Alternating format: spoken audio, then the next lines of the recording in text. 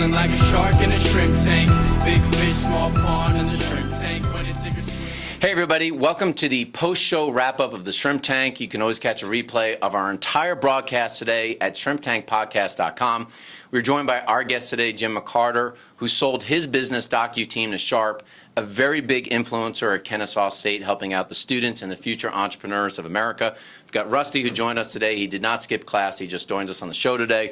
And we've got Chris Hanks, who is the co-host, executive director, and founder of now the official Shore Center for Entrepreneurship, which is a great thing here in the state of Georgia. And Jim, thanks so much for joining us on the broadcast today. I think for folks that are watching the post-show wrap-up, hearing your entire segment today will teach them a ton, not only about starting a business, but selling a business. And one of the questions that I have, which is always interesting for people to hear, is that is it a good idea to marry somebody who wants to be an entrepreneur or is an entrepreneur? Well, I think it is. I think if you ask my wife, I think she's happy she married an entrepreneur. Maybe not this one necessarily, but hopefully it's this one.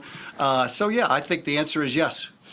And so how do you keep sort of this separation of church and state? You know, a lot of entrepreneurs, you mentioned in the broadcast today that sometimes you become a ghost for the first couple of years. And so what do you do when your cell phone's ringing in the grocery store and in the car while you're driving? How do you manage that chaos with your family? I think it's just prioritization. I remember I went to all the big sporting events with my kids and things like that. I didn't miss those. But you do miss some of the smaller things, and you realize you didn't see everything that your child did when they were really young and so forth. But because I had an excellent wife, she did most of those things. And then when I came home in the evening, then you try to pick up the baton and run with it because she needs a break in the action. So I think it's a good balance. I think it's an easier thing to do than most people think. All right, so we know that you sold your company. So what was the most satisfying moment when you actually owned your company?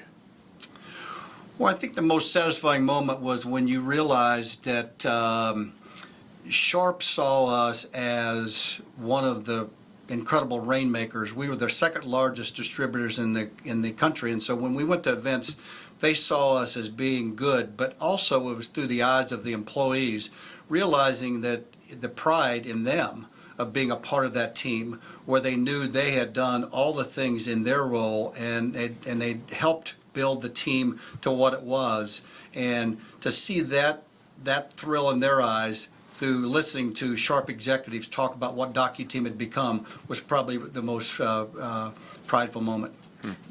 So there's sometimes a debate between whether or not you should go corporate first, then entrepreneur, or not.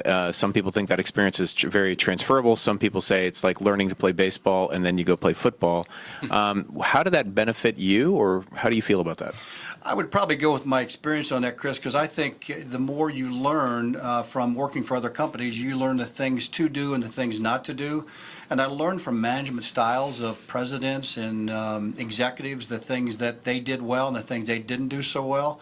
So for me, it was a great tool for me to know those things before I started spending my money and started building a company. I think it was, so I would strongly suggest, I think it's better for you to get, now how many years you do that, I don't think you need to do it for as many as I did, but I think you need to get some of that corporate experience before you start out on your own.